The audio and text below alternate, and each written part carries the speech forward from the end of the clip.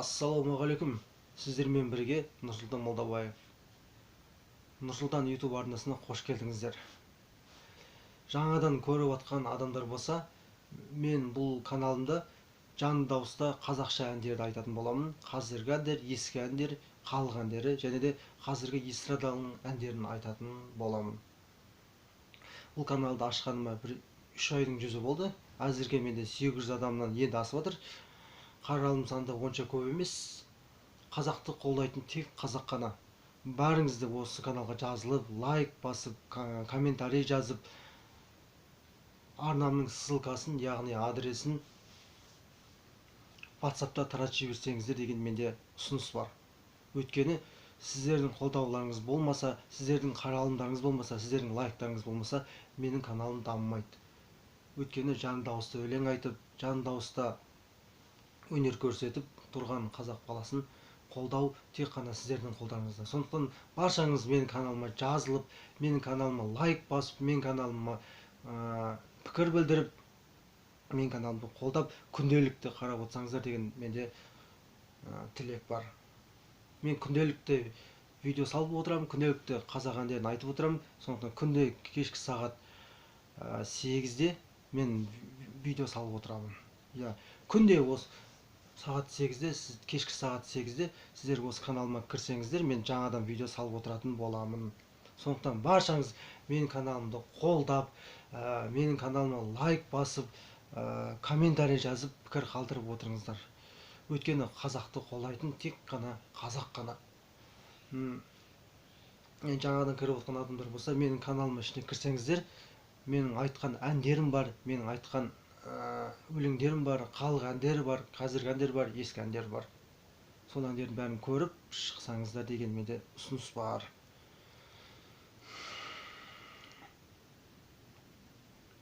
Осы каналды ашар барысында мен кішкене ойландым. Бұл каналым дамый ма, дамымай ма, қаралым жинай ма, жинамай ма деген менде ой туындағанда рас. Енді 3 айдың жүзі болды. Аз да болса қаралым жинап жатыр. Бірақ сонда да әлі де маған көптеген подписчиктер жинау керек. Қазақ болып, сіз болып, біз болып мен көмектесіңіздер. Қазақ баласының дамуына, қазақтың баласы жан дауыста ән айтып жатқанда сіздер көмектеріңізді тигізсеңіздер деген менде арман ой мақсат бар. Мен сіздерге сәлем жолдап отырмын. Мен өзім Шымкент қаласында тұрамын. Сіздер қай қаладасыздар, қай қаладан боласыздар, комментарийге жазып отырыңыздар, танысып отырайық, біліп отырайық. Бәріңіз осы кірген адамдар келіп подписаться, яғни жазылу деген батырманы басып, маған қолдау білдіріп тіркелсеңіздер деген менде бір өтініш білдіріп осы видеомды түсіріп отырмын арнайы. Сондықтан сіздерден мен тек қана үміт күтемін. Енді алдыңғы видеолардың бәрін көріп шығыңыздар, каналымның ішіне кірсеңіздер, мен қазақша айтқан әндерім бар, тағы да қайталап айтып кетемін. Сонымен қатар бүгінгі таңда бұл әлеуметтік желіде, WhatsApp'тан бөлек TikTok'та, Instagram'да, сонымен қатар осы YouTube'да блогер болу ол екінің бірінің қолынан келетін нәрсе. Неге олай деп отырмын? Көп қазір қазақтар ойлайды, мен қазір видео саламын, YouTube'ға саламын видео, оны просмотр бола ма, болмай ма деп. Негізі менде басында видео салыңызда менде сондай күмән ой туындады бұдан 2 ай бұрын. Басында менде де жақсы қаралым жинамады, подписчиктер саны көбеймеді. Бір арада 2 ай өткеннен кейін менде жайлап подписчиктер саны көбейе бастады. Менің айтқан, қазақша айтқан әндеріме пікірлерін жаза бастады. Әрине арасында да қоя салсай, братан қоя салсай, мынау не, мынау болмайды, анау мынау деген пікір айтқандар болды. Бірақ мен бұл менің арнайы жұмыс ретінде қарағандықтан, мен оған арнайы көңіл бөлгендіктен мен ары қарай видео түсіруді мен жалғастыра беруімді мақсат еттім. Мен видеоларымның ерекшелігі, ешкімге ұқсамайды ерекшелігі, мен ешқандай монтаж жасамаймын. Біреулер сияқты видеоны түсіріп, артынан монтаждап, дұрыс емес жерлерін кесіп алып, мен қалай түсірдім, солай мен салып жіберемін. Және де мен домбырамен, гитарамен, ондаймен өлең айтпаймын. Ешқандай аспаптың сүйемелдеуінсіз. аспаптың сүйемелдеуінсіз болмаса музыкаларды қосып мен айтпаймын. Өйткені бүйтіп қосып сүйемелдеп айтатын болсам көп адамдар ойлап қалуы мүмкін. Минус арнайы плюс қойып қойып, біреудің дауысын қойып қойып өтірік өлең айтып отыр, аузын жыбырлатып деуі мүмкін. Сондықтан мен тек қана жанды дауыста, жай ғана телефонды аламын да қолыма түсірем, қазақша әндерді айтам, видео салып жіберем, болды. Соны көріп лайк басып мен пікір білдіріп отырсаңыздар, мен күнделікті мен шығарып отырамын. Және де 10 мың, 20 мың, 30 мың, 40 мың подписчиктер саны менде көбейген кезде мен ол кезде міндетті түрде сіздермен тікелей эфирге, яғни прямой эфирге шығамын. ютубта ондай мүмкіндік бар. Прямой эфирде сөйлесеміз, прямой эфирде ән айтамыз, прямой эфирде танысамыз. Әзірше менде мүмкіндік аз. Мына күнделікті маған комментарий жазып, күнделікті видеоларымды көріп жүретін азаматтар мен азаматшалар бар. Аз да болса, оларға мен алғыс айтам. Видеомды көріп, лайк басып жатқандарыңызға мен алғыс айтамын. Мен міндетті түрде мен ол азаматтармен, Қазақстанда мен міндетті түрде мен бір күні дамып, осы каналым Қазақстанға танымал болып кетіп, сен пәлен деген блогер емеспін бе, пәлен деген ютуб каналың бар емес пе деген сондай бір дәрежеге жеткен кезде міндетті түрде ол кісілердің басын қосып, мен өзім білем қандай адамдар екенін, ол ютубта оқып жүрем күнделікті. Басын қосып мен кездесу ұйымдастырып, бір видео түсіретін боламын міндетті түрде. Сондықтан достар, аямай лайк басыңыздар, аямай мені қолдаңыздар. Мен жаңадан кіріп отқан адамдар қазір бұл қандай канал, не сөйлеп жатыр деп ойлап қалуы мүмкін. Мен өлең айтам, тағы да айтам. Қазақша әнде, тек қана қазақша ән айтам. Орысша, басқа тілде өлең айтпаймын, тек қазақша әндер айтамын. Мен видеом ішіне кірсеңіздер, мен осы уақытқа дейін шамамен бір 32-33 сондай видео түсірдім. Осы 3 айдың ішінде. Соларды көріп шықсаңыздар болады. Енді мен шынымды айтайын, әзірше қаралым саны өте көп деп айта алмаймын. Сондықтан ағайындар, қолдаңыздар. Қолдан келгенше көмектеңіз, аямаңыздар. Мен арнайы видео түсіріп отырмын, осыны сіздерге өтініш айтып, өтініш пікір білдіріп, каналыма қосылып, тіркеліп, маған пікір білдіреміздер деп отырсаңыздар. Сондай. Тағы да айтам, YouTube канал ашыңыздар. YouTube канал ашыңыздар. YouTube канал ашыңыздар. YouTube канал ашу ол сіздерге қосымша табыс береді. Басында сіздер бір жылдай қиналасыздар. Неге? Подписчик жақсы жинай алмайсыздар, қаралым жақсы жинай алмайсыздар, видеоларыңыз трендке шықпайды. Бір жылдың көкірін комментарий мен лайкты жақсы жинай алмайсыздар. Бірақ бір жылдан кейін сіздер тынбай еңбектенетін болсаңыздар, жақсы бір нәтижеге жетесіздер. Сол кезде сіздерде ютубта монетизация деген болады. Ол монетизация дегеніміз, сіз ютубтан рұқсат аласыз. Не рұқсат? Ол авторлық рұқсат. Яғни, кез келген әнші өлең жазатын болса, болмаса кез келген режиссер кино түсіретін болса, оның төл туындысын ол авторлық ретінде тіркейді. Ол Қазақстан Республикасында тіркейді. Сол сияқты біздің мына ютубта каналымыз Қазақстан Республикасында арнайы тіркеуге тұрады. Сіз жинаған просмотрлар санын тапқан ақшаңызға бір бөлігін, кішкене азғандай бір бөлігін салық ретінде төлеп отырасыз. Бұл заңды түрде табыс табасыз деген сөз.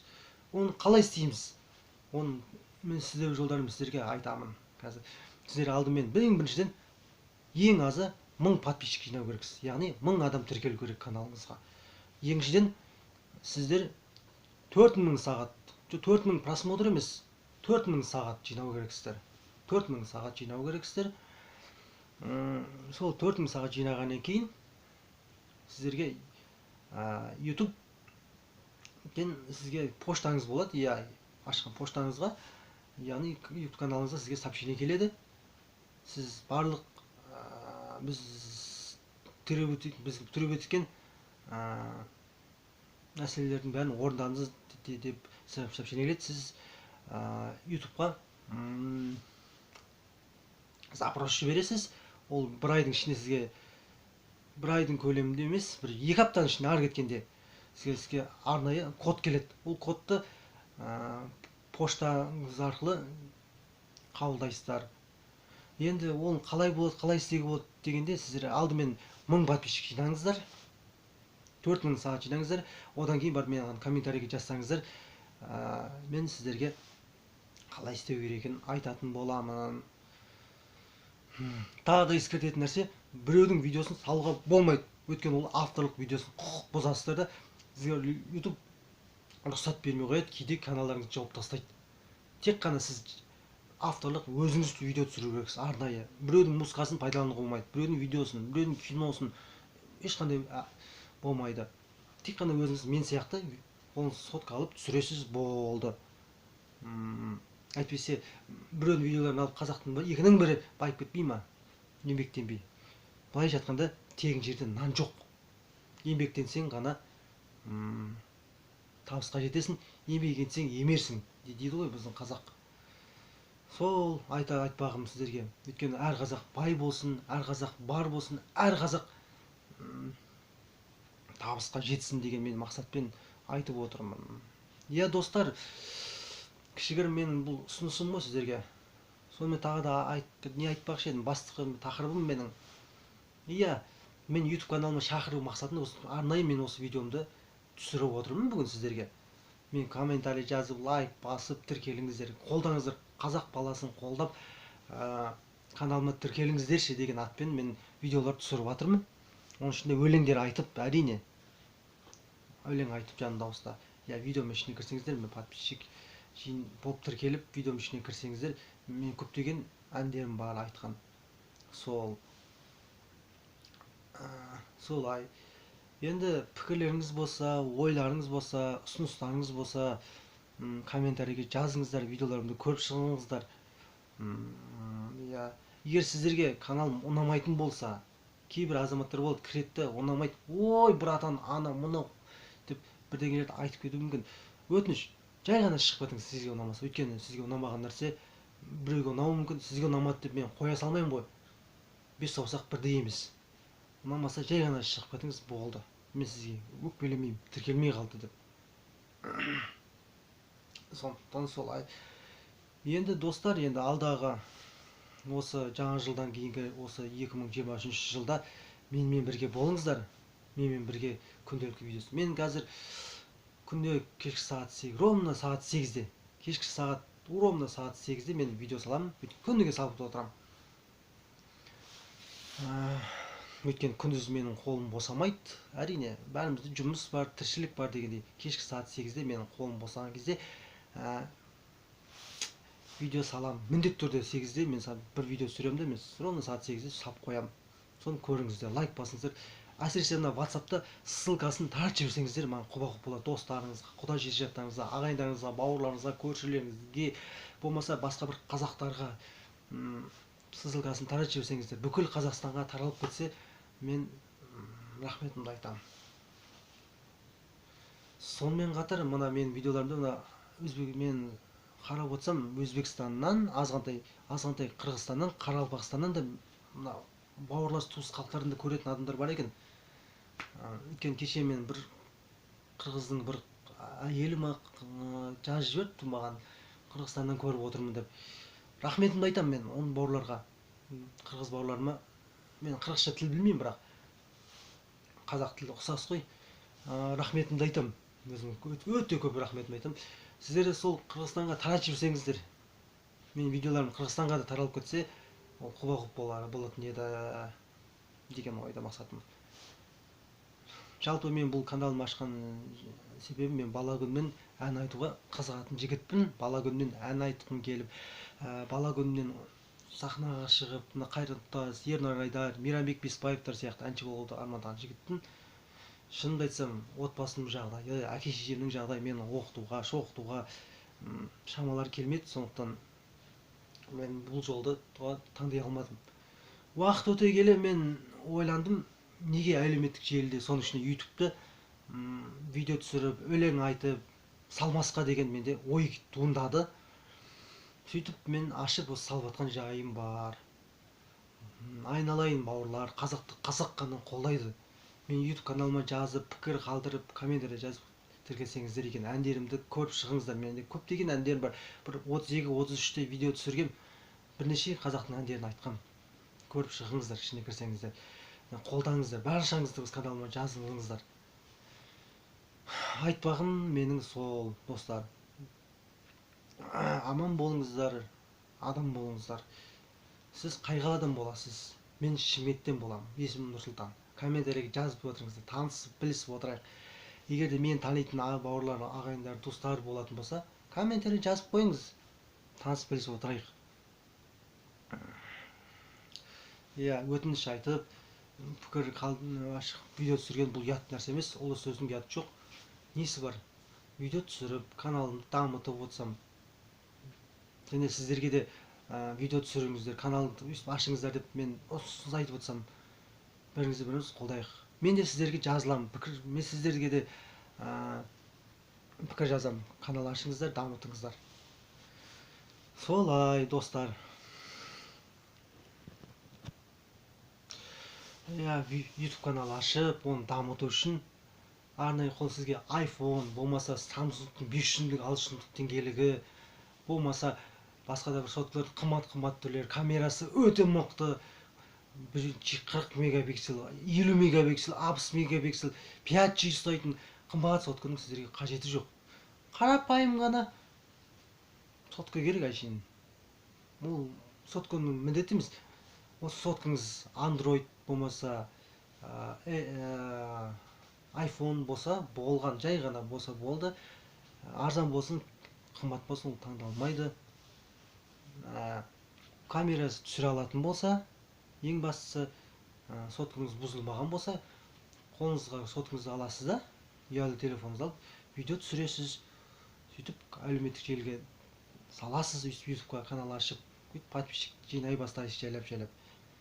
Дамытасыз, ертеңгі рұқсатын аласыз YouTube'тан. 4000 сағат қаралым жинау керек, 4000 сағат жинайсыз.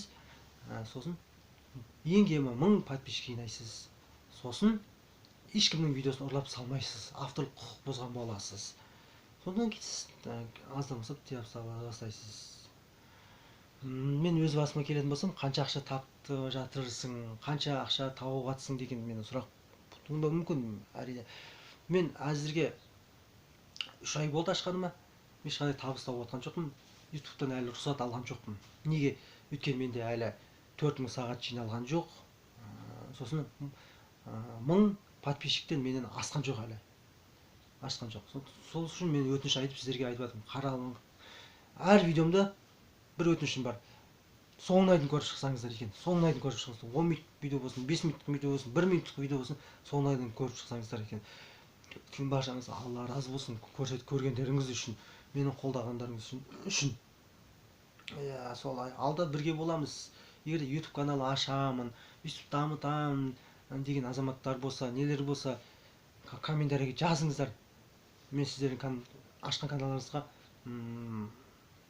лайк басам, мен де тіркелемін сіздерге. Мен де тіркелуіне үлесімді қосам. Бір-бірімізге қолдайық, қазақтар. Айтпағым менің солай. Енді мен видео түсіріп отырмын. Қай қаладан боласың дегенде, мен Шимет қаласынан боламын. Бауырлар, Шимет қаласынан боламын. Есімім Нұрсұлтан. Мен 1991 жылғымын. Сол. Сіздер де комментарий жаза отырыңыздар, біліп отырыңыздар. Шиметтен бауырлар болатын болса, жазып қойыңыздар. Бір қаладамыз ғой. Кездесіп қалармыз мүмкін. Достар, солай. Енді араларыңызда ән айтатын, өлең айтамын, мен өлең айтып жүрмін, тойларға шығып жүрмін, концерттерге шығып жүрмін, осы әндерім бар, мынада әндерім бар деген азаматшылар болса, жазыңыздар комментарийге. Бірге бірлесіп, сізді шақырып, видео түсіріп, осы каналға салып жіберемін мен міндетті түрде. Видео түсіреміз, бірге түсіреміз. Жазыңыздар, Шиметке шақырамын, жолығамыз. Видео түсіреміз. Сондай азаматтар болса, маған жазсаңыздар екен. Мына тойдың саласында жүрген, концерттерде жүрген, эстрада жүрген араларыңызда аға әпкелер болса, мен видеоларымды көріп шықсаңыздар екен, мен өлең айтқан. Сіздердің кішкене маған қолдауларыңыз керек. қолдасаңыздар, я демеушілігіңіздеріңіз келік ән айтып авторлық әндер алуыма көмектессеңіздер деген тағы да бір менің ұсынысым бар. Ондай ағалар әпкелер болса комментарийге жазсаңыз, мен міндетті түрде жауабымды беремін. Сол достар, менің айтпағым әзірше. Егер де сіздің каналыма байланысты, өзіме байланысты, әндеріме байланысты бір ұсыныстарыңыз болатын болса, комментарийге жазыңыздар. Комментарийді оқимын, мен міндетті түрде жауап беремін. Өйткені мен күнделікті каналға кіріп, комментарийлердің барлығына жауап беруге мен тырысамын. Жауап та беріп жатырмын. Әрине.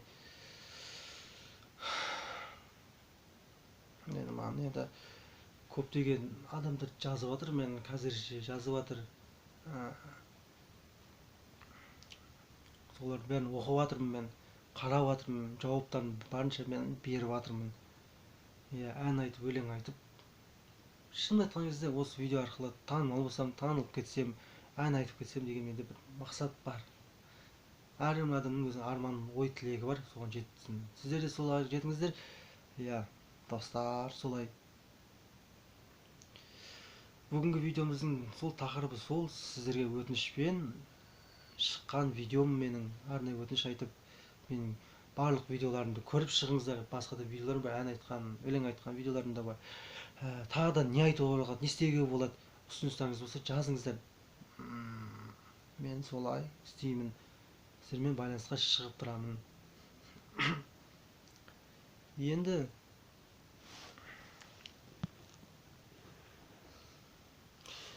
Ендігі мәселе сіздерден.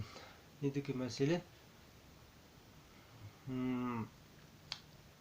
сіздермен байланысты орнату, сіздермен бірге ары қарай жұмыс жасау. Мен сол мақсатты мен жалғастыра беремін. Ән айтып, өлең айтып, видеоларымды салып, күнделікті кешкі сағат 8-де, жолына сағат 8-де мен видео саламын. Сол видеомды көріп шығыңыздар. Ода мен өлең айтам, қазақша әндер айтам. Мен гитарамен, домбырамен өлең айтпаймын. Ондай каналдар бар, әрине. Гитарамен айтып отқан, домбырамен айтып отқан, баянмен айтып отқан көп қой. Ондай каналдар бар, баршылық. Енді мен де өз каналымды дамыту үшін, каналымды ерекше қылу үшін, қалай ерекше болса екен, қалай каналым танымалдыққа ие болса екен деген мақсат ойлап отырып, мен ешқандай баян, гитара ештеңені қолданбай, тек қана өзім жан дауыста ән айтам деген шешімге келдім. Сол мақсатпен мен видео түсіріп жатырмын. Сондай, мен қазірше осы видеомен шектеле тұрайын, ағайындар. Өйстіп видео түсіріп, негізі прямо эфирге шығуға болады, сіздерге прямо эфирге шығуға. Бірақ ол мүмкін емес. 800 шақты адам бар. Тіркелген 800 шақты адамдардың күнделікті қарамайды. Ол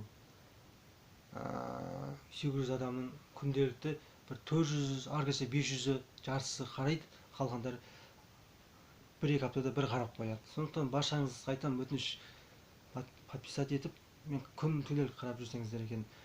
Мен мына видеоларымды түсіріп болғаннан кейін, мен артынан арнайы зерттеп қараймын. Зерттеп қараған кезде, маған қаралым санына қарасам, 80%, 70-80% адам мен каналыма тіркелмей қарайды екен. Яғни подписать етпей қарайды екен. 20% тіркелгендер қарайды екен. Сондықтан достар, кірдіз, каналымды көрдіз. Енді қазақпыз ғой, қазақ қана қолдайды. Сіздер тіркелген сайын мен каналымның сапасы да дами бастайды, дамыта бастаймын. Сіздер шабыт бересіздер. Егер сіздер тіркелмесеңіздер, сіздер лайк басыңыздар, комментарий жазбасаңыздар, тіркелмесеңіздер, мен каналым дамымай қалады. Каналым, сіздер жақсы видеолар көргілеріңіз келсе, жақсы әндер тыңдағыңыз келсе, каналыма көптеп жазылып, тіркеліп, WhatsApp'та таратып отырсаңыздар, мен әрине алдағы шаптанып, 2000, 10 000, 20 000, 100 000, миллион подписчик болып отқан кезде мен әрине шаптанып мен жұмыс жасаймын. Соған лайықты әркім өзінің бағасын алғысы келеді. ешкім тіркелмей жатса, ешкім лайк баспай жатса, каналың дамымай жатса, ол кезде ешкімнің настроениесі болмайды, видеода түсіргім келмейді. Бірақ мен аз да болса, аз болса да көрермендерімді сыйлап бұл каналымды жүргізе берем деген мен мақсатқа келдім. Өйткені мен кеше отырып ойландым, қарап отырсам, статистиканы қарап отырсам, менде қаралым саны өте аз екен, подписчиктер саны өте аз екен. Қоя саламай, удалить саламау осы канал, не пайда болады, не шығады дегенім. Бірақ менде қарап отырсам, комментарийлерді оқып отырсам, 10 шақты болса да, 15 шақты болса да адам тұрақты түрде жазып тұрады екен. Солардың құрметі үшін мен каналымды жүргізе берем дедім. Мүмкін бір жылдың көлемінде мен дамып кететін шығармын. Мүмкін осы бір жылдың көлемінде жақсы қаралым жинайтын шығармын деген мақсаттамын. Я достар, мен сияқты сіздер де канал ашыңыздар. Сіз қолыңыздан не келеді? Мысалы, әйелдер жағы тамақ пісіру болсын, бала шаға күтімі болсын, сондай киім тігу болсын, сондай каналдар ашыңыздар. Ол сіз қосымша табыс табасыздар жұмысыңыздан бөлек. Кейін ғана жұмысынан кейін кешкі сағат бір жарты сағат, ар кетсе 30-40 минут уақытыңызды бөліп видео түсіріп қойсаңыз, салып қоясыз, болды. Және видеоны 2 күн сайын, 3 күн сайын түсіріп тұрыңыздар. Аптасына бір-ақ мәрте түсіріп салып тұратын болсаңыздар, сіздер қаралым саны жиналмайды және тіркелген подписчиктеріңіз сіздерді ұмытып кетеді. Каналыңыз бар екенін ұмытып кетеді. Жиі салып тұрыңыздар. Мен мысалы өз басым күнде кешкі сағат 8-де видео салып отырам. Аз болса да қаралым жинайды. Көп түкірсе көл дейді. Тама-тама тамшы болар дейді. Тамшы тама-тама көл болар дейді.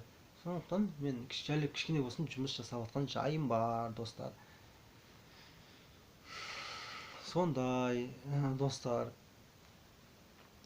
баршаңызды каналымды қолдауға шақырамын. Мен арнайы қазақ баласын қолдап каналыма тіркеліңіздерші деген атпен мен видеолар түсіріп жатырмын. Оның ішінде өлең айтып, қолдау білдіріп маған тіркеліп жатқан азаматтарға мен алғысымды айтамын, басымды иемін ондай кісілердің алдында. Сондай пікір жазыңыздар, жауап беремін міндетті түрде сіздерге. Міндетті жауап бермеген жерлерім болса, қайталап жазып жіберіңіздер. Неге жауап бермейсің деп? Мен жауап беремін сіздерге міндетті түрде. Достар, сондай. Ал енді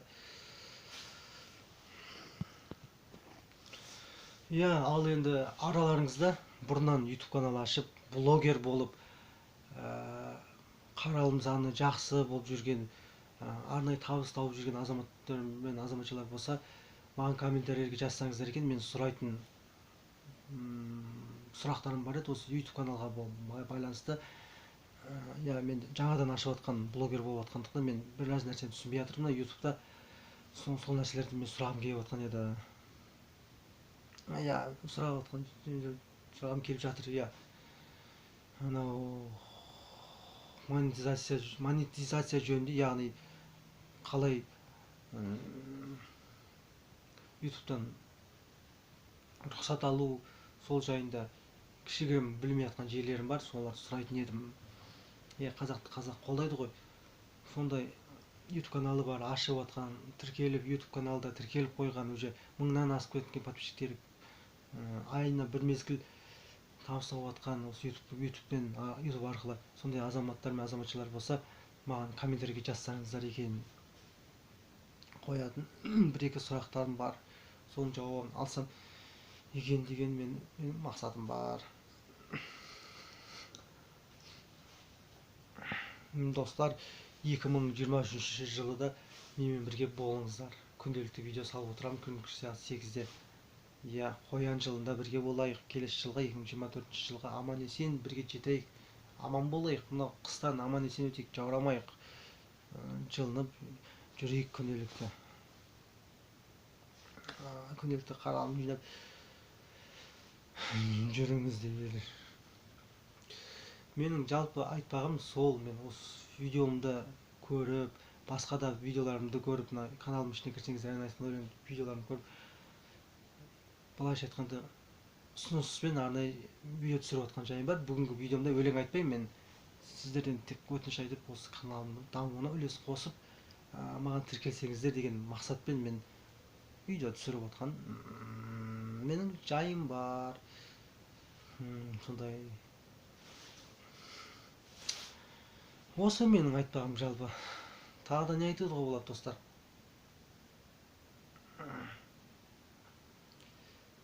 Ай, тағы да не айтуға болады? Ей дейді. Gülüm gülüm gülümsün, armanımsın, jırımsın, бақытымсың, базарымсың сен деп бір ән айтып қоятын жағдайым бар. Өйстіп өлең айтып видео салып жатқан жайым бар. Сол достар, қазақты қазақ қана қолдайды. Қазақты қазақ қолдамаса бізді кім қолдайды? Я мұсылманды тек мұсылман ғана қолдайды. Негізінде көбінесе барыңыз осы каналға тіркеліңіздер, айналайын бауырлар, көмектесіңіздер, мен дамуына үлес қосыңыздар. Егер сіздер көптеп тіркелсеңіздер, мен жақсы видеолар шығарамын. Тағы да қайталап айтамын, мен күнделікті сағат кешкі сағат 8-де мен видео салып отырамын. Сол видеоларымды күтіңіздер, лайк басыңыздар, аямаңыздар. Сіздермен бірге боламыз, каналымызды ары қарай бірге дамытамыз. Достар, сіздер білесіздер ме, мен қазіргі таңға дейін 33 видео салыппын, өлең айтқан. Сол 33 видео үшін ең бірінші салған видеом білесіздер ме, қандай видео, аты қандай? Осыдан 3 ай бұрын мен ең алғашқы видеомды салған болатын. Білесіздер ме, қандай видео екенін атын? Білмесеңіздер, мен еске алайын. Жаңадан қосылып жатқан адамдар, олар білмейді ғой, кейінірек қосылған адамдар. 3 ай бұрын тіркелген адамдар бар, енді аз болса да бір 20 шақты, 30 шақты адамдар бар. 3 ай бұрын түсірген. Соларға сұрақ қойып жатқан жайым бар. Ең алғашқы түсірген видеом бұл Шәмші Қалдаяқов атамыздың әнім Сен едің деген. Сол әнге мен видео түсіріп 3 минуттық видео түсіріп салған болатынмын. Құрбым, жан құрбым, бала кезімнен деген ән бар ғой. Шәмші Қалдаяқов атамыздың әнім Сен едің деген. Шәмші Қалдаяқов атамыздың әні. Видеоға салып салған болатын ғой. Сол видеомды көріп ең алғашқы рет сол видеом арқылы тіркелген жазушылар саны қазір осы видеомды көріп отырған болса, комментарий жазыңыздаршы. Мен көргем ол видеоны. Ең бірінші сол бір-ақ видео салғаныңызды көріп, мен жазылғам осы каналыңызға деген азаматтар болса, жазыңыздар. Мен сондай азаматтарға мен жауап беремін міндетті түрде. Мен едім деп, мен рахметімді айтып, общение ұстап, сол комментарий жазатын боламын. Есіге түсіріңіздер. Одан кейін де мен видеолар салдым. Еркін Нұржановтың әндерін айттым, Қайрат Нұртастың өлеңдерін айттым, Еркін Нұржановтың әндерін айттым, Мақсат Базарбаевтың әндерін айттым. Басқа да әншілер, Нұрболат Абдуллиннің әндерін айттым, басқа да әншілердің әндерін айттым, көптеген әншілердің әндерін айттым. Видеолар салып аттым. Әрине басында оңай болған жоқ, мен ешқандай қаралым жинаған жоқ. Енді жай азғандай болса да қазір қаралым жинап отқан жайы бар. Тағы да мәселе бұл жерде бір адамдар сұрайды, Нұрсұлтан деп неге қойғасын каналының атын? Құртсай ол каналының атын, басқашалап қойшы брат деп жібереді кейбір азаматтар. Мен сондай браттарға айтарым, брат деп айтып, құртшы ана видеоңды деп айтатындар бар. Былай ғана айтамын, Нұрсұлтан деген ол менің азан шақырып қойған менің атым. Азан шақырып қойған атым Нұрсұлтан. Менің атым саясатқа ешқандай қатысы жоқ. Мен тағы да айтайын. Біреулер бар ғой енді саясатқа қарсы, анаған қарсы, мынаған қарсы. Енді сондай азаматтар жазады, құртшы ананы, неге Нұрсұлтан деп ашып қойғасын деп жазады. Мен айтатын болсам, мен былай деп айтамын. Мен азан шақырып қойған ол менің өзімнің есімім, атым. Мен есімім. Мен саясатқа ешқандай қатысым жоқ. Бұл жерде тек мен қазақша әндер айтамын, өлең айтамын, бол. Сонда сұрақ қойған азаматтарға менің жауабым осы. Нұрсұлтан деген мен өзімнің атым. Сосын өзімнің атыммен аштым. Мен басында қалай деп ашсам болады? Әртүрлі өзім ән әлемі, өлең айту, музыка, ана мынау тағы да бірдеңелер ұйымдастырдым да неге өзімнің азан шақырып қойған атым Нұрсұлтан, каналдың атын Нұрсұлтан деп қоймасқа деген ойға келдім де, және сөйтіп мен қойдым. Сондықтан мен көпшілігіңіз ойлауы мүмкін, бұл видеоларың Нұрсұлтан Назарбаевқа қатысы бар деп. Жоқ, мен саясатқа ешқандай мүлдем қатысым жоқ. Мен араластырмаңыздар. Ондай саясатқа мен араласпаймын. Араласқым да келмейді. Мен жай ғана өлең айтып, видео салып отқан қарапайым қазақтың баласымын. Есімім Нұрсұлтан. Шымкент қаласынан боламын. Сіз қай қаладан боласыз? Мен сұрақ қойып отқандарға сол жауабым менің осы. Енді тағы да жазыңыздар, кімнің өлеңдерін айтайын, кімнің әндерін айтайын. Ананың өлеңін айт, ананың өлеңін айтыңыздар деңіз. Тек қана қазақ әншілерінің әндерін айтыңыздар. Халық әні болсын, жаңа әні болсын, ескі әні болсын. Кез келген әнді айтыңыздар. Мен мүмкіндігінше сол әншінің әндерін айтуға тырысамын. Әрине. Қазір видео түсіріп отқаныма 35 минут, 36 минут болыпты. Жалғасып жатыр. Иә достар, мен каналымның аты неге Нұрсұлтан, соны түсіндіріп кеткен жайым осы. Каналымның аты осы, Нұрсұлтан. Мүмкіндігінше қолдаңыздар, сол қолдап басыңыздар. Подписчиктер санын көбейтіп 30 мың, 40 мың, 50 мың, 100 мың болып жатқан кезде мен сіздермен міндетті түрде байланысқа шығамын, прямой эфир қосам. Прямой эфир арқылы сіздермен сообщениелеріңізге жауап беріп отырамын. Әзірше менде мүмкіндік жоқ. 800 адаммен ол прямой эфир ашатын болса, 800 адамның көп болса бір 20-30 ғана кіреді. 20-30 адам эфирің, 1-2 сағаттық эфирің, прямой эфирің түк те болмайды. Я. Сондықтан сондай. Я. Сосын араларыңызда өлең айтып жүрген, тойға шығып жүрген, концерттерге шығып жүрген азаматшалар болатын болса, маған комменттерге жазсаңыздар екен. Мен сіздерге арнайы байланысқа шығамын. Болмаса инстаграмы бар, тиктогі бар, болмаса осының ютуб каналы бар азаматтар болса да жазсаңыздар екен. Жақсы бір қаралым жинап жатқан тиктоктарыңыз, ютуб каналдарыңыз, инстаграмдарыңыз болатын болса, подписчиктеріңіз көп деген сияқты ғой.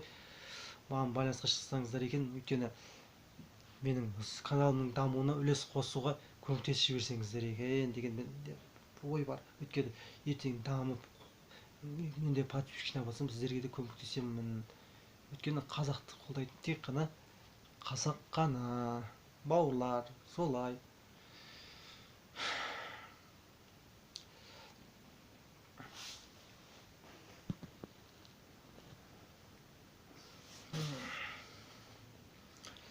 Сіздердің тағы да мен сұрайтыным бар, қалай өзі мен видео салып жатқандарым көріп шықтыңыздар ма, қалай, даусым қалай екен, кішкене болсын ән айта алады ма екенмін, болмаса бұл ұят тірлік пе әлде, қоя салуым керек пе осыны. Онда пікір жазып, лайк басып, пікір жазып отырыңыздар, мен жауап беремін міндетті түрде. Мүмкін бұл видеоларды қоя салайын шығармын. Ұят бұл, ұят тірлік деп. Мүмкін жалғастырармын. Пікір жазып отырыңыздар, өйткені сіздердің пікірлеріңіз, сіздердің ойларыңыз маған маңызды.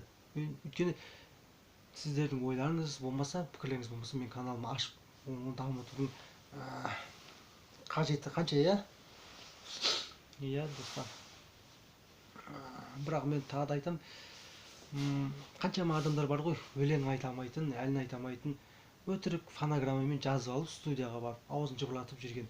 Анама деген әнім кетеді, әкемен деген оймен айтып тұрады да, өзі түсінбейді не айтып не қылып жатқанын. Бірақ сондай адамдардың қасына қарағанда кішігірім болсын, ыңылдап болса да мен ән айта аламын. Ол мақтанғанымда емес, мақтанбайды, мақтанудан Құдай сақтасын. Сол арқылы енді кішкене танымал болып, кішкене ертең күні авторлық әндер жазсам деген бір ой мақсатым бар.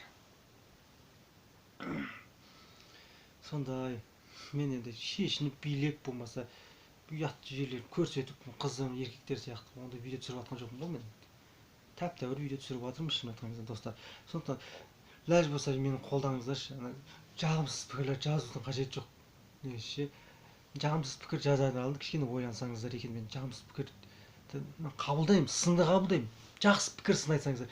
Бауырым, мына жерде вокалға барсай, мына жерін бұзып айтып жатсың, мына жерін мына былай қылып түсірсейші, мына жерін кішкене монтаж жасай, мына жерін үйтсей, бүйтсей, кішкене деген сондай пікірлер айтсаңыз, мен оны түсінемін дұрыс жана. О, мына бауырым кішкене ақыл айтып жатыр. Сенікі дұрыс, бір қазақты қолап жатыр, жаны ашып жатыр деп жатқан сияқты ғой. Иә. А енді кейбір азаматтар болады. Ой, бордон қоя салсайшы, үйтсе бүйтсе ұят қой мынау. Неме беле аңырап. Не болды мына жасың, үлкен жасың келіп саған жараспайды, ана мына деп дейтіндер болады. Мен ондай кісілерге айтамын. Мен шешініп билеп жатқан жоқпын, болмаса аузыма келіп боқтап жатқан жоқпын, болмаса отырып алып мемлекетті жамандап, президентімізді жамандап отқан жоқпын, қазақ пен қазақты шатыстырып отқан жоқпын, болмаса бір блогерлер сияқты біреудің жарнамасын жасап, өтірік жарнамасын жасап, халықтың ақшасын қырып отып жеп отқан адам емеспін.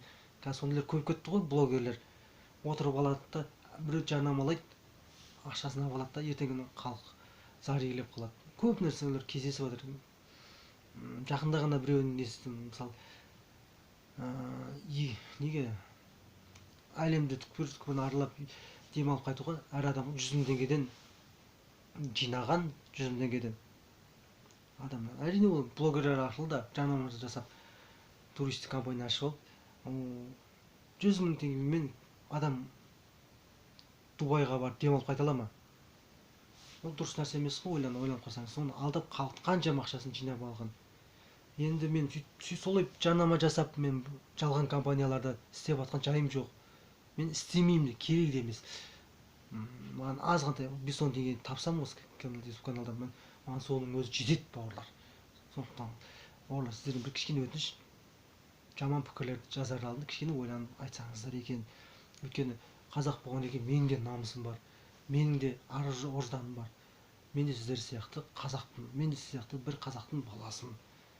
Мен де ақымақ емеспін, видео салар кезде мен де ұят келе ме, ұят келмей ме, оны ойлайтын жігітпін мен. Пікір жазыңыз, ойланып жасаңыздар. Пікір жазыңыздар енді. Әніме байланысты, дауысыма байланысты, каналымды дамытуыма байланысты үлестеріңіз болса, жазыңыздар. Иә, достар. Иә, достар, сіздер қай қаладан боласыздар? Жазып отырыңыздар. Танысып отырайық, білісіп отырайық. Менің айтпағым жалпы менің сол. Тағы да айтамын, YouTube канал ашыңыздар, достар.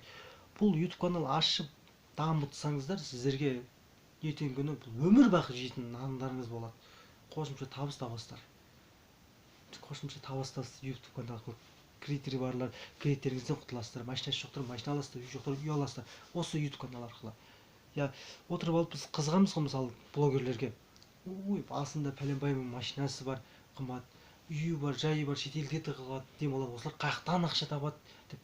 Олар мен сияқты, дәл мен сияқты жайлап фундамент қалыптастырып, басында қиналып, 1 жыл, 1,5 жыл, 1 жылдай қиналып, басында комментарий жинай алмай, подписчик жинай алмай, лайк жинай алмай, қиналып, жайлап еңбектеніп, видео салып YouTube'ға жайлап сөйтіп көтерілген. Ақырында жеңіске жеткен. Өйткені адалынан еңбек етсе, кім адалынан еңбек етсе, кім адалынан видео түсірсе, соны Алла қолдайды. Алла әділ. Соны YouTube канал ашып, YouTube канал дамытыңыздар, мен сияқты бауырлар. Сіздер де кішкене табысқа жетесіздер, сіздер де кішкене болсын дамисыздар деген, мен ақша табасыздар қосымша. Я, сондай ғой. Бұл видео YouTube өмір бақи қалады өздеріңізге. Өмір бақи. Мысалы, ертеңін сіз мәңгілік ешкім жоқ қой, өліп бара жатқан жағдайыңызда бала шағаңызды қалдырып кетесіз. Олар жалғастырып, ары қарай түсіре береді видеоны. Түсіріп, ары қарай жалғастырып, табыс болады. Қосымша жұмысыңызға барып келесіз, жұмыстан кейін бір мезгіл жарты сағат уақытыңызды бөлсеңіз, жарты сағат уақытыңызды бөлесіз. Бір сөйтесіз, видео түсіріп қоясыз. Бір күнде, 2 күнделікті сұрамасаңыз, бір 2 күн сайын, 3 күн сайын видео салып қойсаңыз, соның өзіне жайлап қаралым жинайсыз. Әрине басында қиын болады. Сол бауырлар. Сондықтан мен мына каналыма тіркеліңіздер, мен ән айтқан каналдарыма YouTube'ға лайк басыңыздар. Лайк басып, маған қолдау білдіріңіздер ағайындар. Мен сіздермен әрқашан бірге боламын, сіздермен бірге YouTube каналының дамуына, қалай деп айтсам болады, көмегімді тигізетін боламын.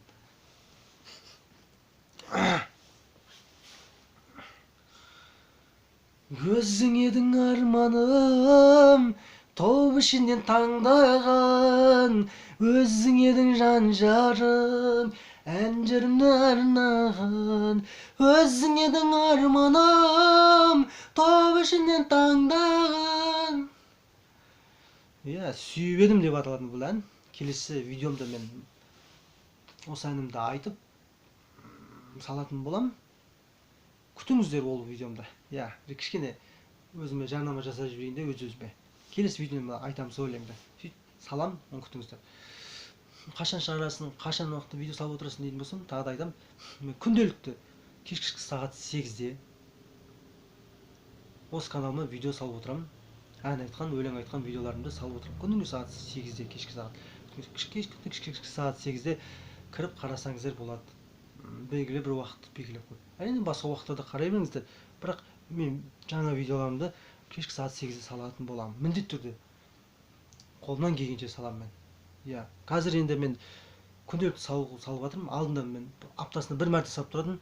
Қазір күнделікті салып жатырмын видеоларымды. Осы каналым дамыса екен, танымалдыққа кішкене ие болсам екен, кішкене табыс тапсам екен адалынан деген мақсатпен, иә, шығарып жатырмын видеоларымды. Ешқандай монтаж жасамаймын мен. Ешқандай монтаж жасамаймын. Болмаса арнайы мобильграф түсіретін адамды жалдамаймын. Ешқандай да мен жай ғана қолыма телефонды аламын, орындыққа отырамын. Бір әнді мен қайталап дайындалып аламын да, видеоны қосамын да, қалай бар солай айтам, және ешқандай монтаж жасамайын. Сол кезде салып жіберемін, болды.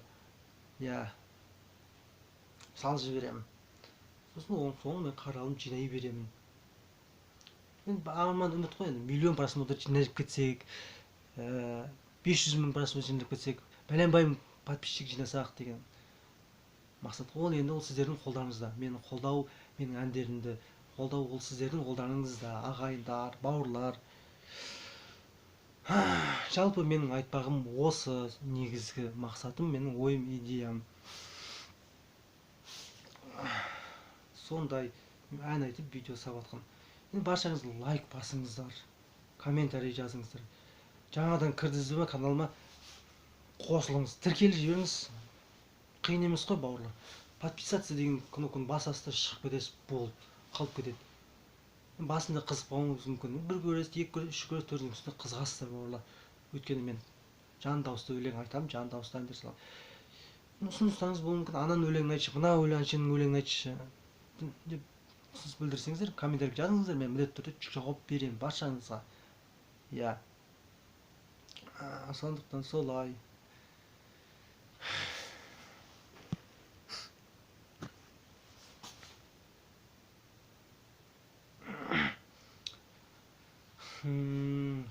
Сол бір өтінішпен бүгін видеомда өлең айтпай, өлең айтайын ба деген ой болды мен негізі. Бірақ өлең айтпай, жай ғана сіздерге өтініш айтып, видео түсірсем деген мақсат болды. Әрине қазір түсіріп жатырмын мен. Қазір түсіремін, түсіріп болғаннан кейін міндетті түрде Нұрсұлтан YouTube каналыма кешкі сағат 8-де мен бұл видеомды жүктеймін. Менде үміт бар. Баршаңыз осы видеомды көресіздер, көріп видеомды лайк басып, комментарий жазып, WhatsApp'та ссылкасын, яғни адресін таратып жіберіп, менің каналыма үлес қосасыздар деген ойдамын. Ең басты тіркелсеңіздер, жанында подписаться деген батырманы басып жіберсеңіздер, лайк жазып жіберсеңіздер, сол тіркеліп жіберсеңіздер болды. Бір-бірімізге жүрген жерде айта жүрсек, осы каналға тіркел деп. Өйткені ертең мен бір арманым бар да, менің арман мақсатым бар. Ертеңгі мысалы мен каналым дамып, 200 мың, 500 мың, миллион подписчик болып кеткен жағдайда, енді арман ғой.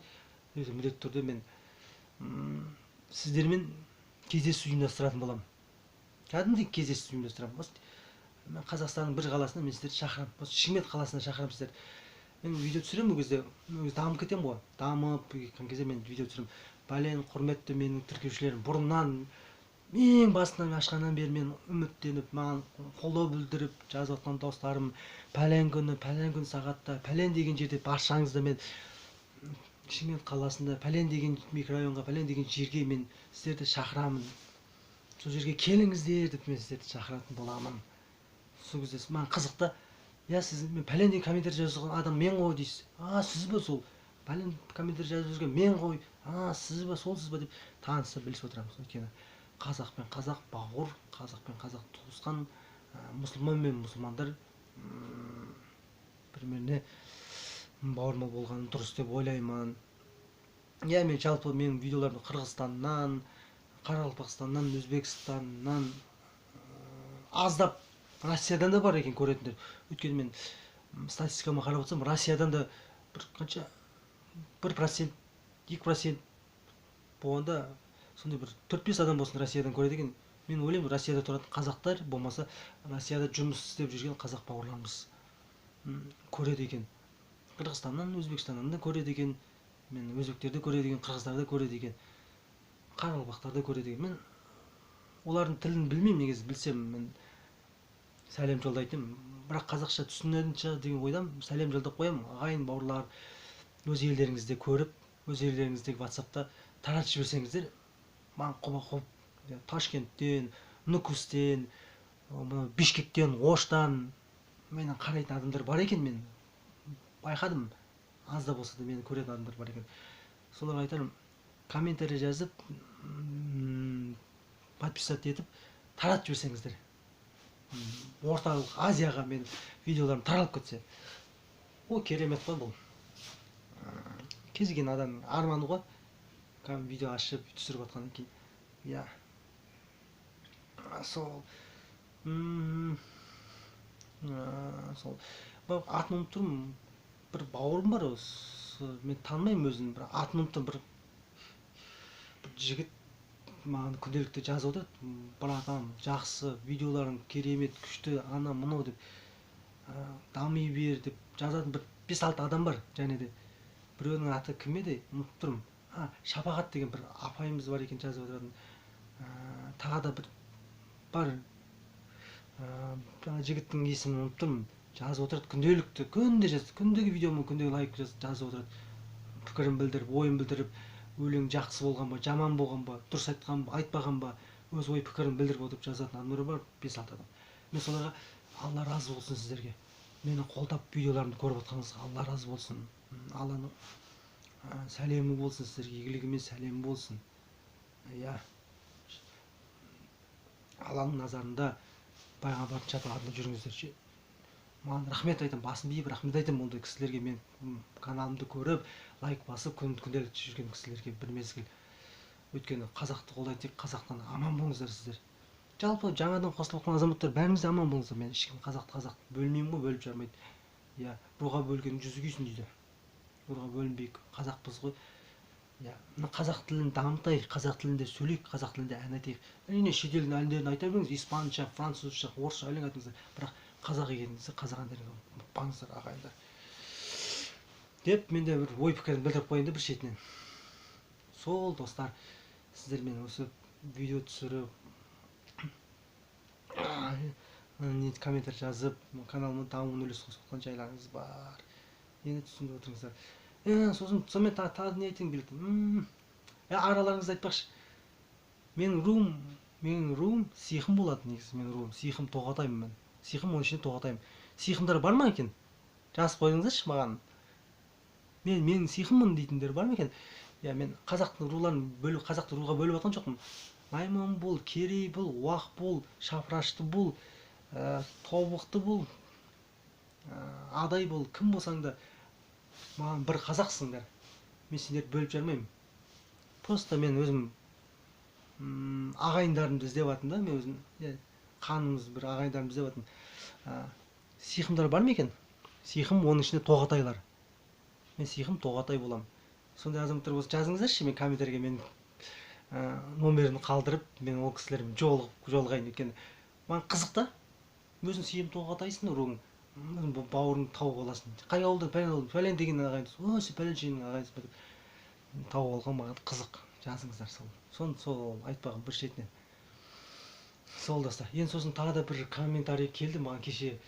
Неге бауырым сен көңілсіз тұрып өлең айтасың, болмаса күлімдеп тұрып өлең айтпайсың дейді. Бауырларым, мен жас кезімнен кішкенемнен қиыншылық көріп өскен жігітпін да, көп қиыншылық көрген, жоқшылықты көрген, бір өзім зар болып өскен жігітпін. Шын айтсам, иә, семьямыздың жағдайы жақсы болды деп айта алмаймын. Қарапайым семьялардың бірі болдық. Шымкентте біз мына 4-5 бөлмелі үйде зорға алдық. Шын айтқан жермен қосықтың кезде. Қазір жер білесіздер ғой, Шымкентте удай қымбат қазір. Соны алып жатқан зорға қолымыз жетті. Біз 20 жылдың ішінде зорға бір үйге қолымыз жетті. Көп қиыншылық көрген жігіт болғандықтан ба, мен шынымды айтсам, көбінесе күлмеймін. Күле алмайды да екенмін, шынымды айтсам. Күлем, бірақ серьезно өлең айтқан кезде де мен байқайтын шығарсыздар, бір күлмей өлең айтамын, серьезно бүйтіп қабағымды түйіп сөйтіп өлең айтамын. Неге екенін қайдан білмеймін, мен өзім сондаймын. Мінезім мысалы, ана қазақ эстрадасында әнші бар ғой, өмір күлмей өлең айтатын. Еркін Нұржанов деген.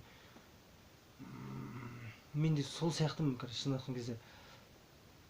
Еркін Нұржанов демекші, менің ең сүйікті әншім ол Еркін Нұржанов. Сіздің сүйікті әншіңіз кім? Комментарийге жазып жіберіңіздер. Пікір білдіріп отырыңыздар. Және оның қандай әні?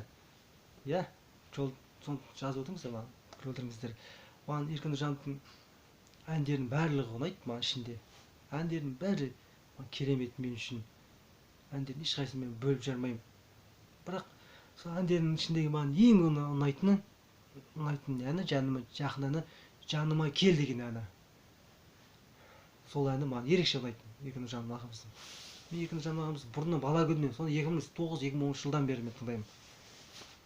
Сол Еркін Нұржанов ағамыздың фанатымын. Әр өлеңдерін іздеп жүріп тыңдайтын, мен оның тыңдарманымын.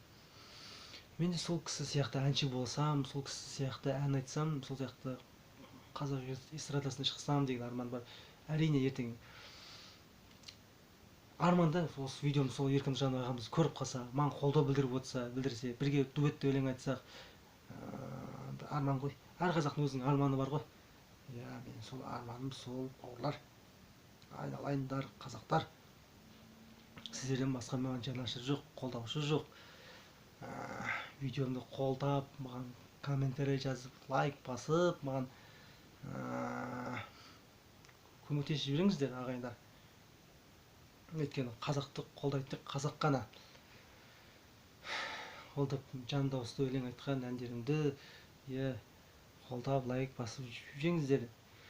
Сүйгенің қайда, сүйгеніңе басыңды игенің қайда, шыдай алмай шаршаймын кейде мұндайға, деп қазақша өлең айтып жүрген Нұрсұлтан деген бір қазақты қолдаңыздар, ағайындар. Баршаңыз каналыма жазылып, лайк басып отырыңыздар. Өйткені мен байқап отырам, күнделікті мен видеоларымды бір кемінде бір 300 адам қарайды. Бірақ сол 300 адамның ішінде тіркелетіндер бір 10 шақты адам, ар кетсе 10 шақты адам тіркеледі күніне. Қалғаны 290 адам тіркелмейді. Байқап отырмын, статистикадан қараймын ғой күнделікті. Мен статистикасын көріп отырамын, тексеріп отырамын. Сосын менде ой туындайды, неге мен каналыма жазылмайды бұлар? Неге мені қолдамайды деп. Сол мақсатпен мен сол 200 шақты адамдар болады, күнделікті қарап жүрген, тіркелмей жүрген, күнделікті қарап кіріп, бір мезгіл көріп кеткен адамдар болса, өтініш бауырлар, подписаться деген кнопканы басып жіберіп, маған лайк жазып жіберіп, қолдаңыздаршы, ағайындар. Сіздердің қолдауларыңыз маған өте керек болып тұр. Өйткені мен каналымды дамыту үшін. Ертең дамып, не қылып жатсам, қазақпыз ғой, бір-бірімізге көмектесеміз, жәрдемдесеміз десем, мен де сіздердің каналдарыңызға жазыламын. Ертең менде де подписчиктер саны 20 мың, 30 мың, 40 мың адам болып мен дамып жатқан кезде, сізде сол кезде маған да өтініш келіп айтыңыздар. Мен сіздерге комментарий жазып жүрген адаммын ғой. Мен де YouTube канал ашқан едім, сен сияқты. Бірақ дамымай жатыр. Сен де мен каналымды түсіріп, мен каналымды салып жібересің бе? YouTube каналыңа сенің подписчиктерің көп қой деп айтатын уақыт келген кезде, егер де мен сіздерге жауап бермесем, сол кезде жазып жіберсеңіздер болады. Деп. Ол кезде мен сіздерге көмектесемін, әрине. Қазір көмектесе алмаймын, мен өзім сіздерден көмек күтіп жатырмын. Иә, бір-бірімізді қолдайық, ағайын бауырлар. YouTube канал ашыңыздар, сол айтпағым. Енді сөз соңында айтарым, бауырлар. Қазір видеомды аяқтаймын. Бір ауыз сөз айтайын. әуелі Алла, одан кейін қазақ халқым, айналайын қазақ бауырлар, менің YouTube каналыма тіркеліп, лайк басып, баршаңыз өлең айтқан видеоларым бар, ішіне кіріп қарасаңыздар, солардың бәрін көріп шықсаңыздар, мені қолдасаңыздар, WhatsApp'та ссылкасын таратып жіберсеңіздер, менің осы YouTube каналы ашқандағы басты мақсатым орындалған болатын еді. Иә, күнделікті кешкі сағат 8-де менің видеоларымды күтіңіздер. Күнделікті сағат 8-де мен видео түсіріп, осы Нұрсұлтан YouTube арнама салатын боламын. Сол үшін барша қазақты мен YouTube каналына шақырамын. Тіркеліңіздер, қолдаңыздар. Айналайын қазақ бауырлар, сіздерден артық маған бауыр туысқан жоқ.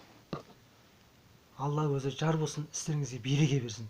Каналыма баршаңыз тіркеліңіздер. Сау болыңыздар. Күнделікті сағат 8-де менің видеоларымды күтіңіздер.